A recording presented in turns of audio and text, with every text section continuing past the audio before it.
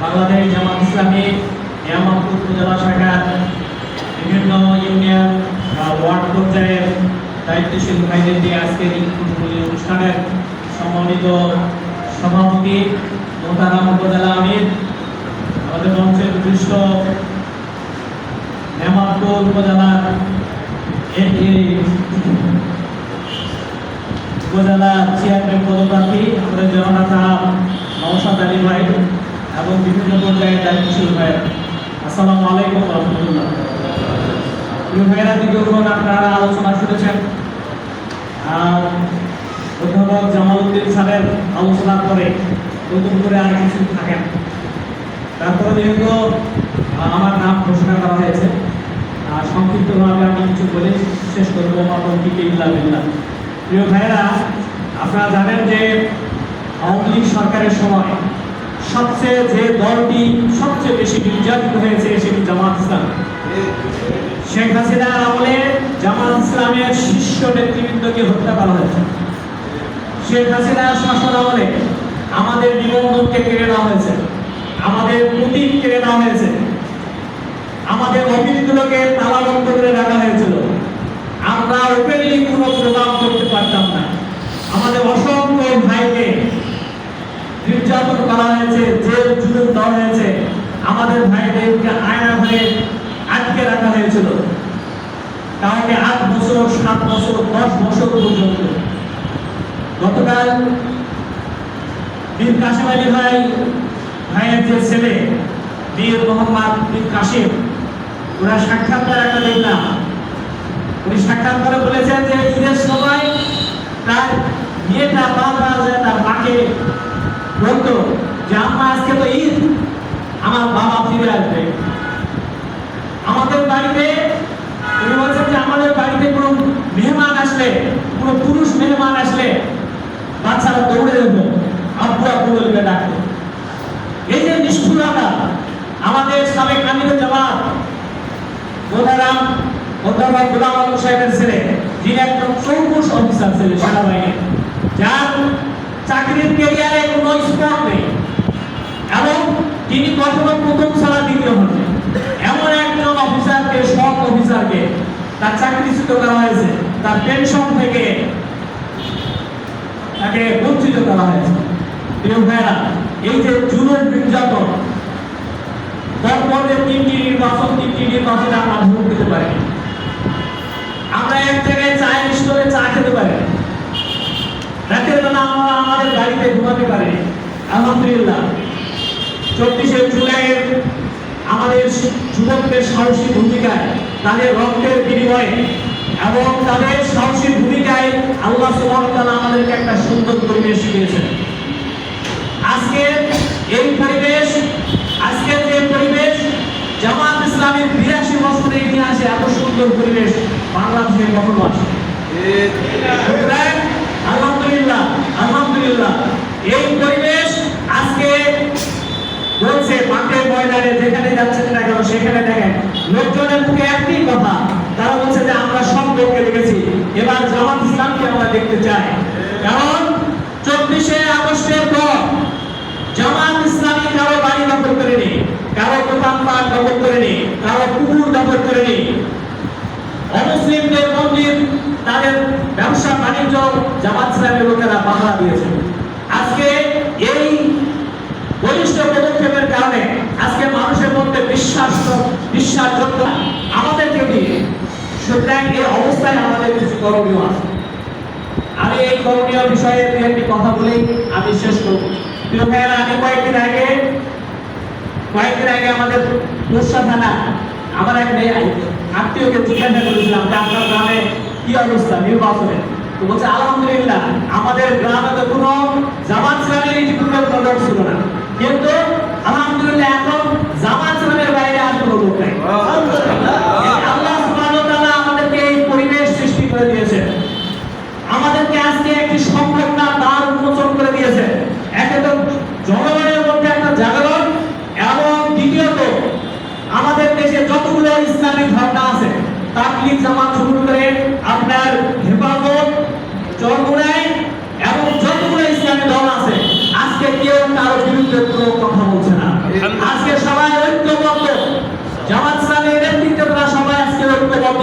বিশাল শক্তি, যেটা জামাত ইসলামের জীবনে অতীত 82 বছরের ইতিহাসে এরকম পরিবেশ কখনো সৃষ্টি হয়।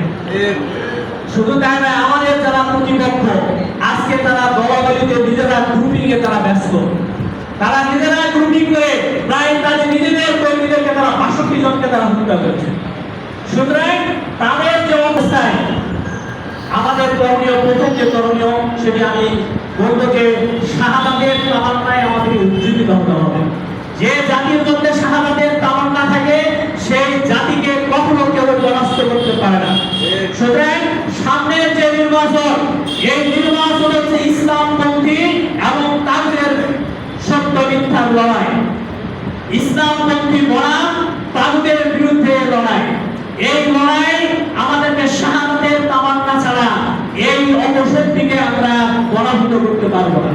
এজন্য আমাদের নেতৃবৃন্দ আমাদের জন্য শাহাদাতের প্রেরণা রেখে গেছেন। আমাদের নেতৃবৃন্দ তারা হাসি মুখে তারা ফাঁসির রশি ধরায় তারা আলিঙ্গন করেছেন, কিন্তু তারা বাতিলের সাথে ফ্যাসিস্টের সাথে কখনো তারা আপোষ করেননি। সুতরাং আমাদেরকে এই শাহাদাতের তামান্না নিয়ে সামনে এগিয়ে যেতে হবে। আল্লাহ রাসূল বলেছেন, মান মাতা ওয়ালা ইয়ারসু ওয়ালা ইউহাদ্দিস নাফসাহু ওয়া মা তাশরুবু মিনাল নিফাক। আল্লাহ রাসূল বলেছেন, কেউ মারা গেল কিন্তু সে মনে মনে জিহাদ করলো না, জিহাদের আকাঙ্ক্ষা পোষণ করলো না, তার মৃত্যু হলে গুনাহ থেকে বেরোবে। আমাদের প্রত্যেক ভাইকে আমাদের জিজ্ঞেস করা দরকার, নিজের অন্তরকে জিজ্ঞেস করা দরকার, আমার অন্তরে সেই শাহাদাতের তামান্না আছে কিনা। যদি শাহাদাতের তামান্না না থাকে তাহলে বুঝতে হবে আমি মুনাফিক। সুতরাং সামনের যে নির্বাচন, এই নির্বাচনের শাহাদাতের তামান্না নিয়ে আমাদেরকে এগিয়ে যেতে হবে। এবং পরবর্তী যে কাজ সেটি হচ্ছে আমাদের অধ্যাপক জামাল উদ্দিন স্যার বলেছেন যে আমাদের মহল্লা কমিটি করতে হবে এবং আমাদেরকে কেন্দ্র কমিটি, ইউনিয়ন কমিটি করা দরকার। এবং সেই সঙ্গে একটা জিনিস আমাদের মাথায় রাখতে হবে যে আমাদের এই নির্বাচনী আসনে 5.5 লক্ষ ভোটার আছে, তার মধ্যে 1,25,000 ভোটার হলো অমুসলিম ভোটার। সুতরাং এটি একটা বড় ধরনের ফ্যাক্টর আমাদের জন্য। এই জন্য আমাদের আশেপাশে যে সমস্ত অমুসলিম ভোটার আছে তাদের সাথে যোগাযোগ করা, তাদেরকে নিয়ে প্রোগ্রাম করা। আরেকটি জিনিস মাথায় রাখতে হবে, সেটি হচ্ছে যা ভোটার আছে এই প্রায় 5,50,000 যে ভোটার রয়েছে এর অর্ধেকের বেশি হলো মহিলা। সুতরাং আমাদেরকে মহিলাদের কাছে যাওয়া, আমাদের মহিলা সংগঠনকে সেখানে পাঠানো, মহিলাদেরকে গ্রুপ প্রোগ্রাম দেওয়া, গ্রামে গঞ্জে তাদেরকে নিয়ে প্রোগ্রাম করা। এইটা ছাড়া আমরা কিন্তু এই বিজয় লাভ করতে পারবো না। প্রিয় ভাইয়েরা, এই বিষয়গুলো খেয়াল রাখা।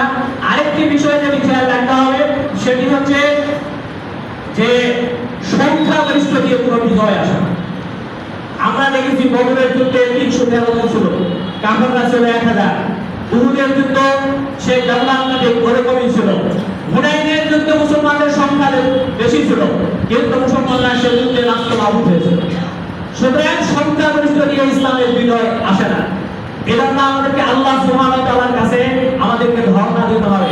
আল্লাহ সুবহানাহু ওয়া তাআলা বলেছেন যে কুলিল্লাহুম্মা মালিকাল মুলক তুতিল মুলকা মান তাশা ওয়া তুইজ্জু মান তাশা ওয়া তুযিল্লু মান তাশা বিয়াদিকাল খায়র। প্রিয় ভাইরা, সুতরাং সংখ্যাধিক্য দিয়ে পুরো পাওয়ার এগুলো দিয়ে কখনো বিজয় আসে না। বিজয় আসে আল্লাহর পক্ষ থেকে।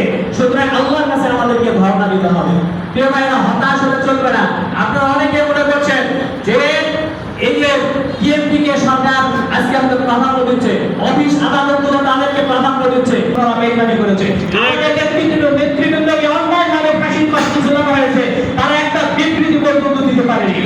প্রিয় ভাইরা, সুতরাং আসুন আগামী নির্বাচনে আমরা পুরো ফ্যাসিস্টকে দেশের ক্ষমতায় দেখতে চাই না। আমরা কোনো চাঁদাবাজ, কোনো দখলদারকে আমাদের দেশের ক্ষমতায় দেখতে চাই না। আমরা আমাদের ভোট কেন্দ্রগুলোকে ফ্যাসিস্টদের হাতে তুলে দিতে চাই না। সুতরাং আসুন আমরা সবাই ঐক্যবদ্ধ হয়ে যে যেখানে আছি সেখান থেকে আমরা মাঠে ছুটাছুটি করব এবং শাহাদাতের তামান্না নিয়ে আমরা ময়দানে ছুটাছুটি করব। ইনশাআল্লাহ আগামী বাংলাদেশ জামাত ইসলামীর বাংলাদেশ, কোরআনের বাংলাদেশ, ইসলামপন্থীদের বাংলাদেশ হবে ইনশাআল্লাহ। ইনশাআল্লাহ আপনারা দীর্ঘক্ষণ ধরে এই গর্বের মধ্যে আমাদের কথা শুনলেন, অনেক দূর দূরান্ত থেকে এসেছেন, এজন্য আপনাদেরকে মোবারকবাদ।